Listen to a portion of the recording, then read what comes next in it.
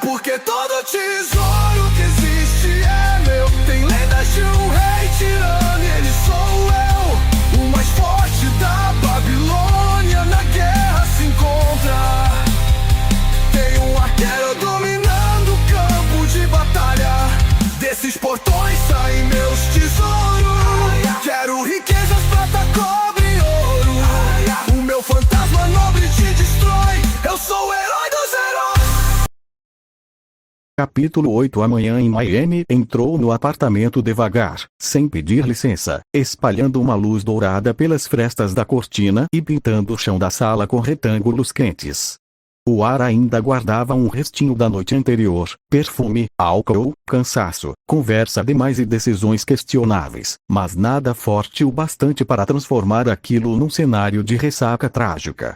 Era mais aquele estado meio mole, meio lerdo, em que o corpo parecia dizer: eu sobrevivi, mas não gostei da brincadeira. Astolfo acordou com essa exata sensação.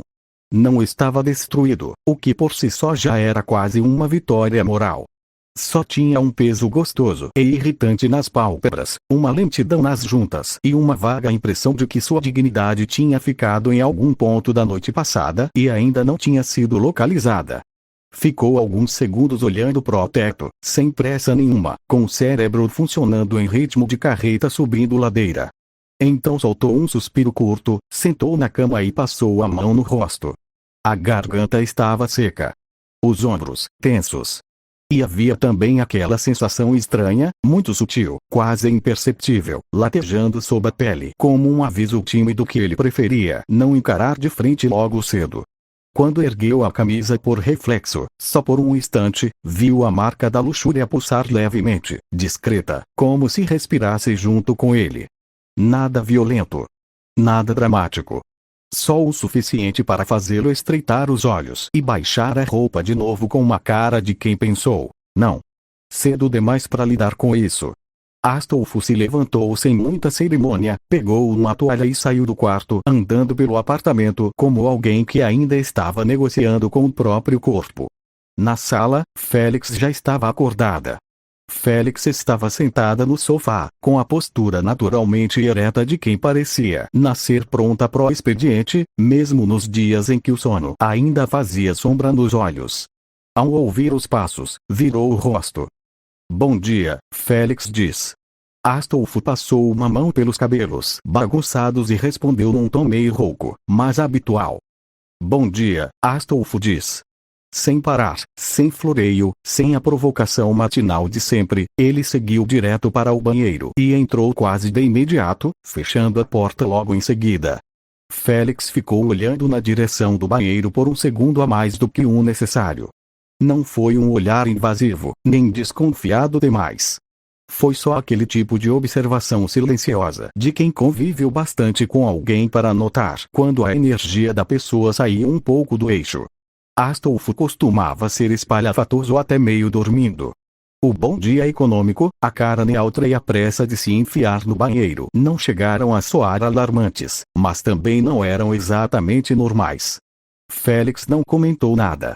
Só se levantou, foi até a cozinha e decidiu fazer o que sabia fazer melhor quando a vida parecia levemente esquisita: alimentar as pessoas como se isso pudesse reorganizar o universo.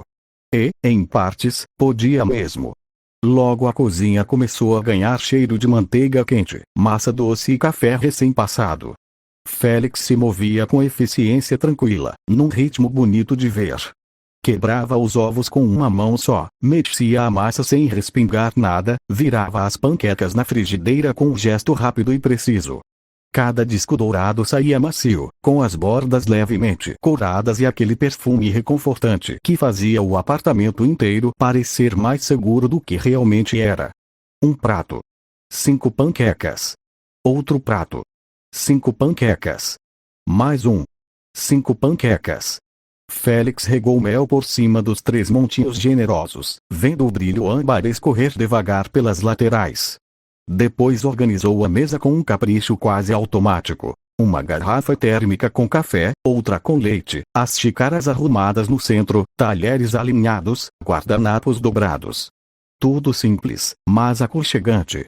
A cara de alguém que cuidava dos outros até no jeito de alinhar uma colher.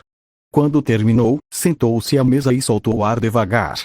O som do chuveiro vinha do banheiro em fluxo constante, abafado pela porta. A água batendo no piso fazia um ruído contínuo, quase hipnótico. Do lado de fora, a cidade já estava acordando. Um carro passando mais rápido na rua, uma buzina distante, o murmúrio urbano entrando pela janela como panos de fundo. Pouco depois, a porta do quarto de Rimuru se abriu. Rimuru surgiu só de toalha na cintura, com o cabelo completamente bagunçado e uma expressão de alma recém-expulsa do descanso. Ele piscou para a claridade da manhã como se o sol tivesse uma vendetta pessoal contra ele e arrastou os pés em direção ao banheiro. Félix ergueu os olhos. O banheiro tá ocupado, Félix avisa. Rimuru parou no meio do caminho, virou o rosto devagar e encarou a porta fechada do banheiro como se tivesse acabado de receber uma notícia profundamente ofensiva. Já. Rimuru fala, com a voz arrastada de sono. Acordar cedo já é humilhação. Acordar cedo e perder a corrida do banheiro é perseguição. Félix quase sorriu. Você pode esperar 5 minutos sem morrer, Félix comenta. Rimuru soltou um resmungo ininteligível, mudou a rota e foi até a pia da cozinha. Abriu a torneira, enfiou o rosto debaixo d'água sem a menor elegância e ficou alguns segundos ali, em silêncio, provavelmente tentando reanimar a própria alma por osmose. Quando ergueu a cabeça, a água escorrendo pelo rosto e pelo pescoço, ele piscou algumas vezes e passou a mão no cabelo. Pronto, Rimuru fala. Agora eu pareço um cadáver hidratado. Grande evolução, Félix retruca. Rimuru puxou uma cadeira e sentou-se à mesa ainda de toalha, completamente sem cerimônia, como se aquilo fosse um dress code aceitável para café da manhã entre amigos próximos. Ao ver as panquecas, porém, o semblante mudou na hora. Caramba, Rimuru fala, encarando o prato com um respeito quase religioso. Isso aqui tá bonito demais. Obrigado pela comida. Come antes de esfriar, Félix diz. Rimuru juntou as mãos por um segundo, teatral. Eu juro solenemente honrar essas panquecas. Só não derruba mel na toalha, Félix comenta. Eu não vou lavar sua vergonha 2 vezes.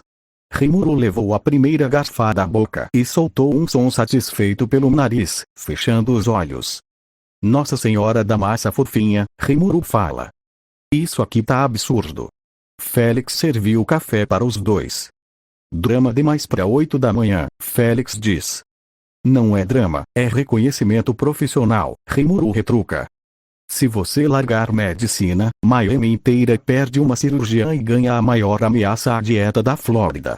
Félix soltou uma risadinha curta, discreta.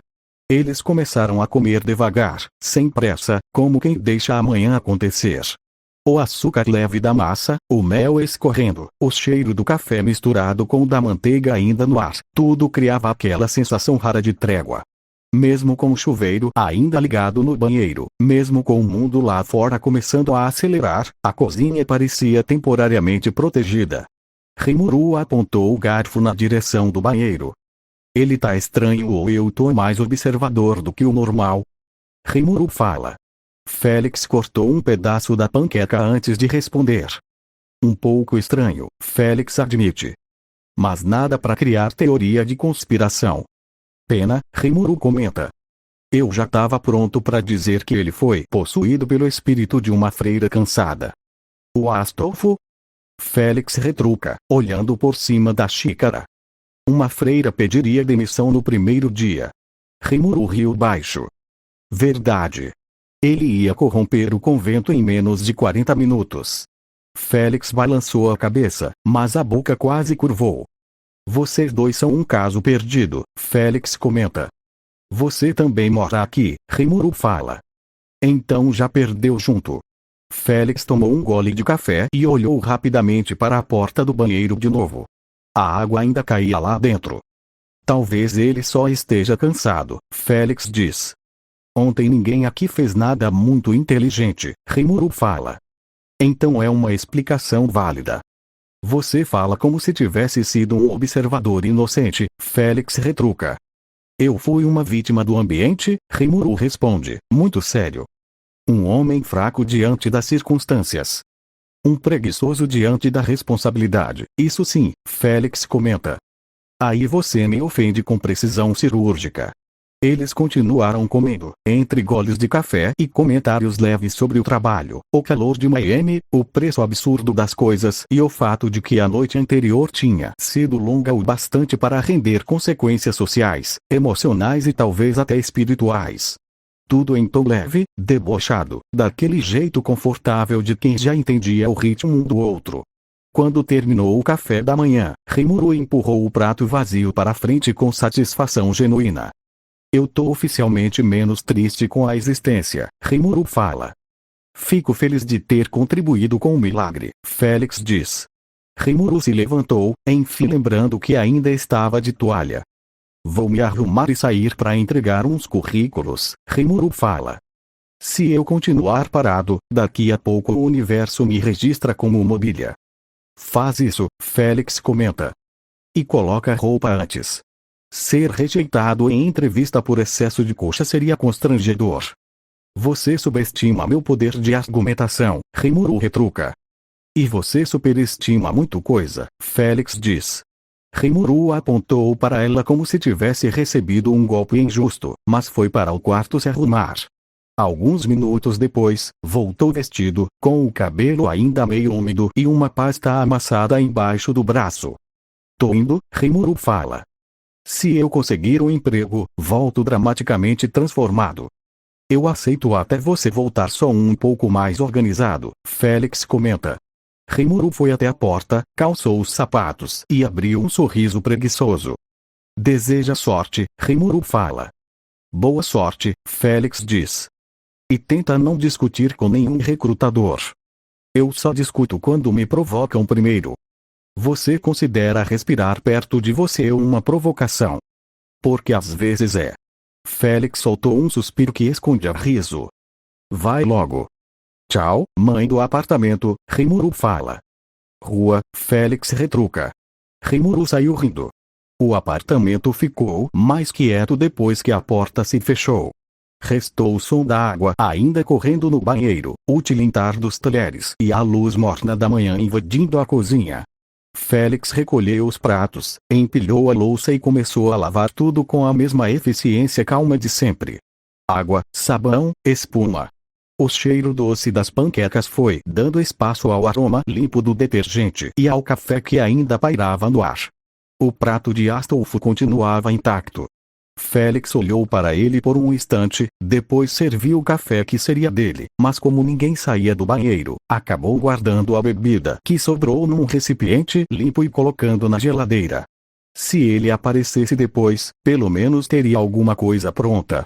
Quando terminou toda a louça, secou as mãos no pano, respirou fundo e foi até a porta do banheiro. Bateu 2 vezes, sem força exagerada. Astolfo, tá tudo bem aí? Félix pergunta. Lá dentro, o som da água já tinha diminuído. Houve um pequeno intervalo. Então veio uma resposta curta, abafada demais pela porta e pelo eco do banheiro para soar realmente esclarecedora. Astolfo responde. Foi só isso. Nenhuma piada. Nenhum comentário provocador. Nenhum entra-não debochado. Só aquele som breve e opaco. Félix ficou em silêncio por um segundo. Tá bom, Félix diz, num tom calmo. O café tá guardado na geladeira. Sem insistir mais, voltou para o quarto para se arrumar. Trocou de roupa, ajeitou o cabelo, conferiu os itens da bolsa e respirou fundo diante do espelho. A expressão no reflexo era serena, mas os olhos ainda carregavam uma preocupação pequena, teimosa, daquelas que a pessoa tenta empurrar para depois porque o dia precisa continuar. E o dia, de fato, continuou. No hospital, o ar-condicionado forte e o cheiro constante de desinfetante criavam aquele clima meio artificial que só ambientes de saúde conseguiam sustentar. Corredores claros, sapatos apressados, vozes baixas, monitores apitando ao fundo.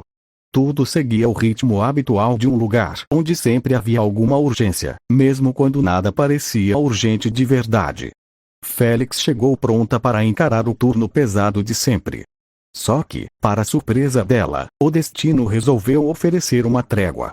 Uma colega do setor, segurando uma prancheta e uma cara de quem já tinha aceitado a derrota antes do café, interceptou Félix no corredor. Mudança de escala, a colega informa.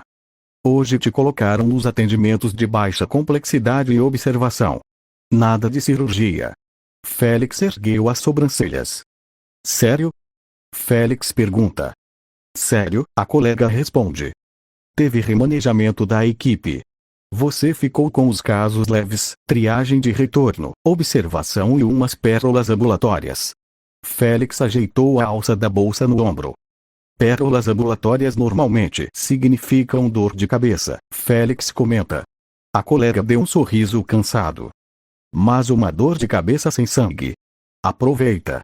E, sinceramente, Félix aproveitou. Não reclamou nem por um segundo.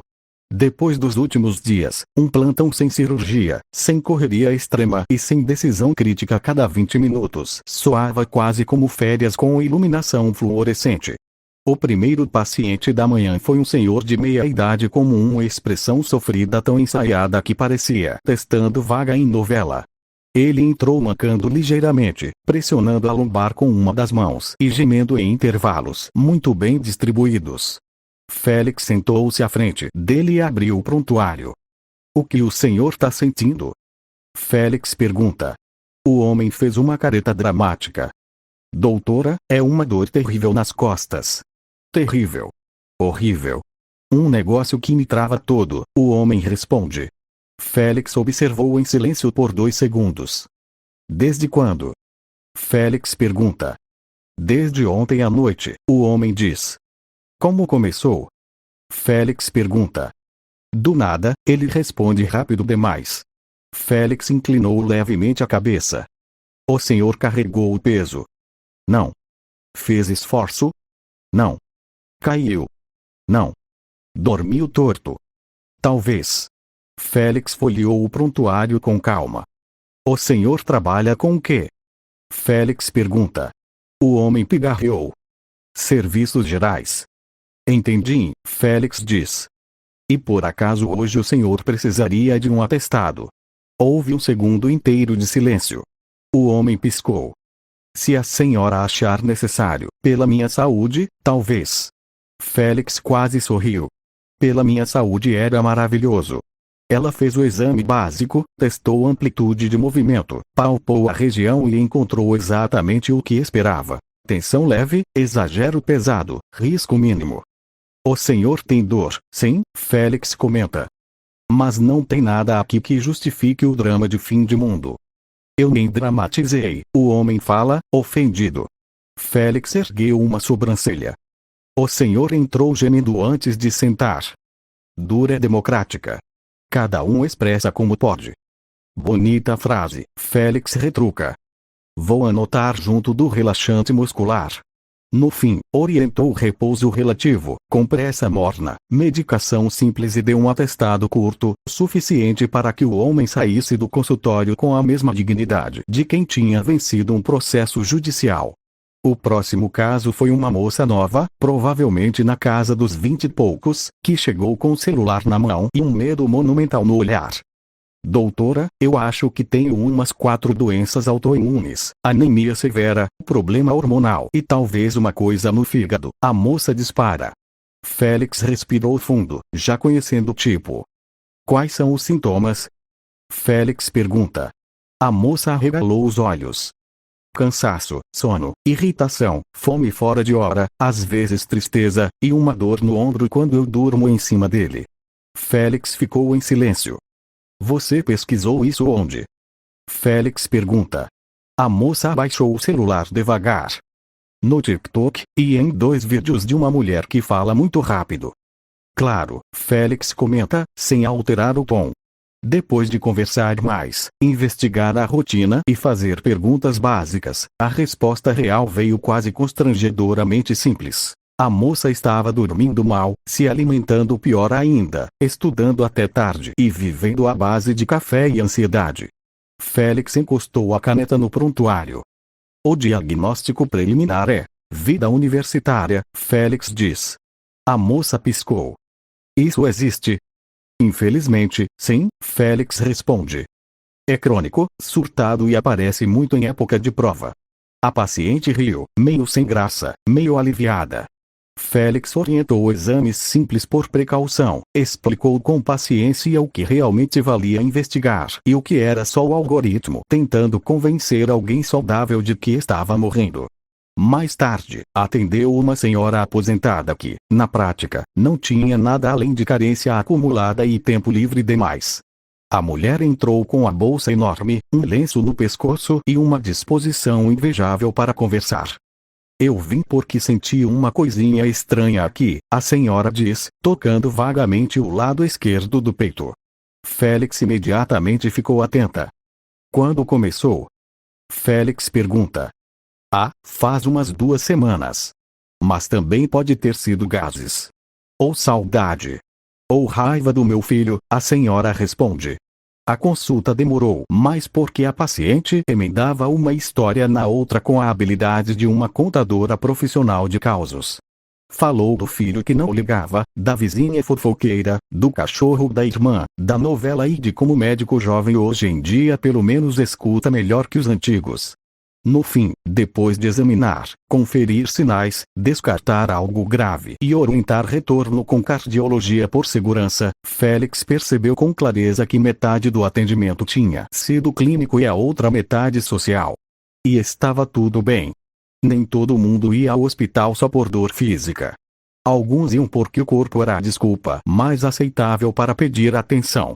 Perto da hora do almoço, apareceu um homem claramente alcoolizado, com a camisa torta, um hálito capaz de esterilizar instrumentos e um corte superficial na sobrancelha. Ele sentou na cadeira e abriu os braços como se estivesse fazendo uma denúncia internacional. Fui traído pela calçada, o homem fala. Félix olhou para o ferimento. A calçada te empurrou?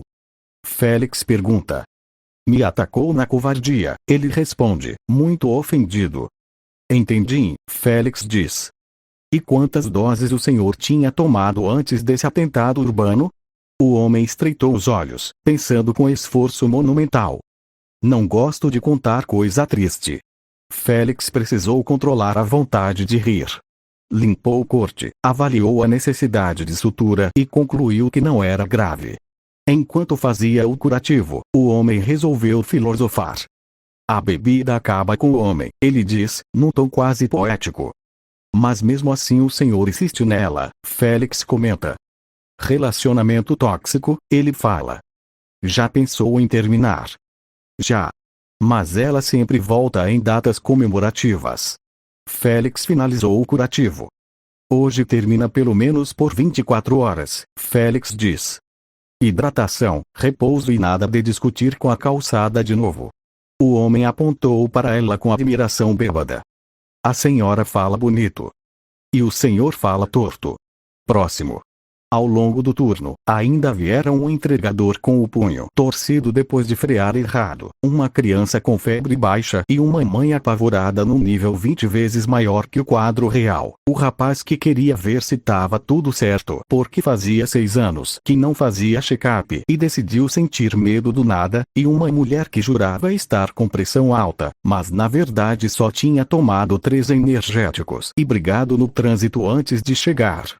Félix lidou com todos sem perder a paciência. Às vezes com firmeza. Às vezes com humor. Às vezes com aquele olhar silencioso de quem não precisava dizer isso foi uma péssima ideia porque a pessoa já estava ouvindo a frase inteira no próprio juízo. No meio da tarde, entre um atendimento e outro, sentou-se por alguns segundos na copa do setor com um copo de café morno nas mãos. O corpo estava mais leve do que em dias de cirurgia. A cabeça também. Mas, quando finalmente teve um instante de silêncio real, o pensamento escapou de novo para o apartamento, para o bom dia curto, para a porta fechada do banheiro, para a resposta abafada. Félix encostou a nuca na cadeira e soltou o ar devagar. Ele estava estranho, não necessariamente mal. Não necessariamente em perigo. Só, estranho. Astolfo era o tipo de pessoa que usava brilho até para esconder cansaço. Quando esse brilho diminuía, mesmo um pouco, dava para notar. Félix olhou o relógio. Ainda era cedo demais para se preocupar de verdade. Mesmo assim, a preocupação ficou ali, sentada ao lado, cruzando as pernas, como alguém que tinha decidido não ir embora. No fim das contas, o plantão foi tão mais leve do que o habitual que Félix conseguiu sair mais cedo do hospital.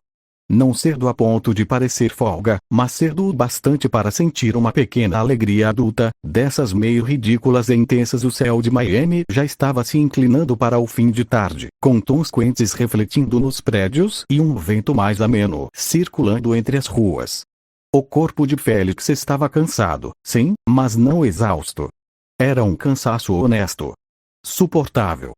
Quase agradável. No caminho de volta, passou mentalmente pelos atendimentos do dia e até soltou uma risadinha sozinha ao lembrar do homem que tinha sido atacado pela calçada. Quando abriu a porta do apartamento, porém, a primeira coisa que sentiu foi o silêncio parcial do lugar. Não era um silêncio ruim.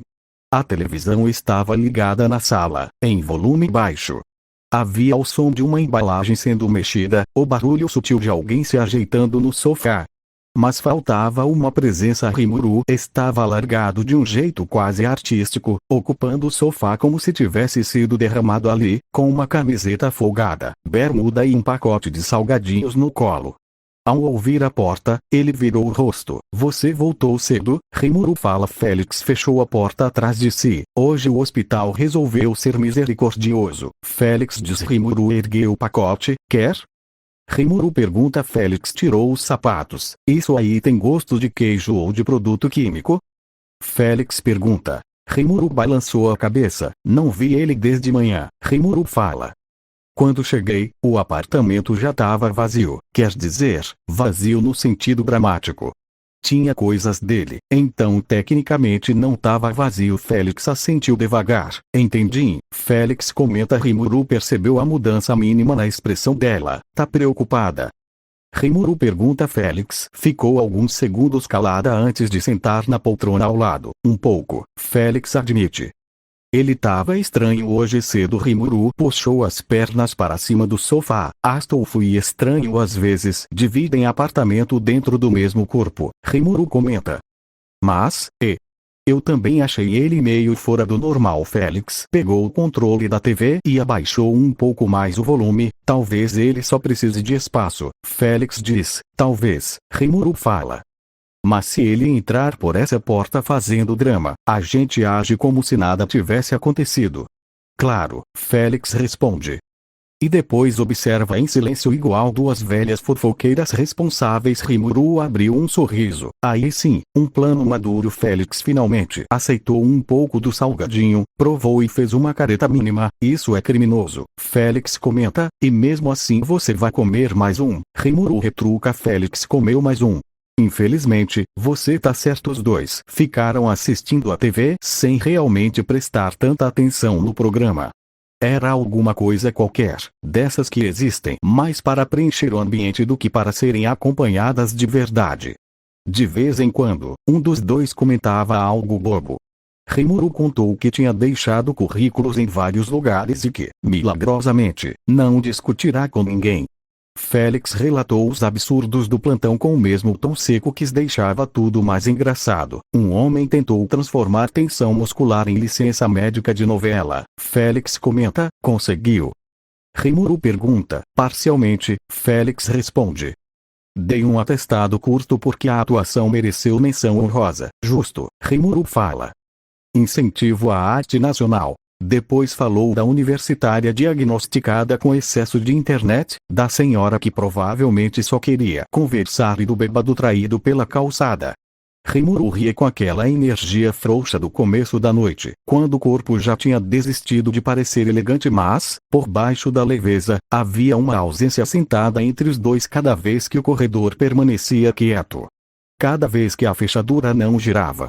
Cada vez que o elevador parava em outro andar e não naquele. Félix olhava para a porta sem perceber. De vez em quando Rimuru percebia e não fazia comentário. Toda vez quando a noite já estava avançando e o cansaço começou a cobrar a conta do dia, Rimuru espreguiçou-se no sofá até estalar alguma coisa na coluna. Se eu ficar mais 10 minutos aqui, viro parte da mobília de verdade. Rimuru fala, já tá no caminho. Félix comenta. Rimuru desligou a TV e se levantou. Vou dormir, Rimuru diz. Se o Astolfo chegar depois, você me chama. Félix hesitou só um instante. Chamo, Félix responde. Rimuru olhou para ela por um segundo, mais sério do que o normal. Ele sabe se virar, Rimuru fala.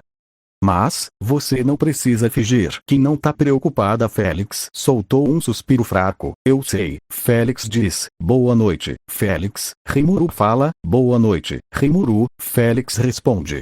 Rimuru foi para o quarto, fechando a porta sem barulho. A sala mergulhou num silêncio macio. Félix ficou ali mais um pouco, sozinha, com a luz baixa e o reflexo da cidade entrando pela janela.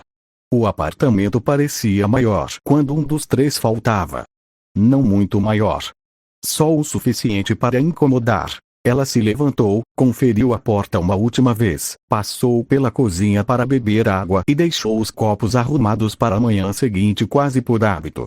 O café guardado na geladeira ainda estava lá. Intocado. Parou por um instante, a mão na porta da geladeira, e pensou em quantas pequenas rotinas existiam entre eles. Café servido. Toalha jogada no lugar errado. Piada idiota no café da manhã. Algum comentário desnecessário vindo do Astolfo. Reclamação preguiçosa do Rimuru. Os três transformando o caos em costume. Era estranho como, em tão pouco tempo, aquilo tinha adquirido gosto de lar. Félix apagou a luz da cozinha e foi para o quarto antes de deitar. Ainda olhou o celular mais uma vez, como se a tela pudesse dar uma resposta só por boa vontade. Nada. Só o reflexo do próprio rosto um pouco cansado demais e um pouco pensativo demais. Deitou-se, puxou a coberta e ficou olhando para o teto por alguns segundos, ouvindo o som distante do ar-condicionado e da cidade noturna. Lá fora queria acreditar que Astolfo só estava resolvendo alguma coisa no próprio ritmo. Queria acreditar que, na manhã seguinte, ele abriria um sorriso torto, diria alguma besteira imprópria para o horário e faria parecer ridículo ter se preocupado tanto. Com esse pensamento entre esperança e incômodo, Félix fechou os olhos. E o apartamento, pela primeira vez em muito tempo, adormeceu como uma cadeira vazia invisível no meio dele.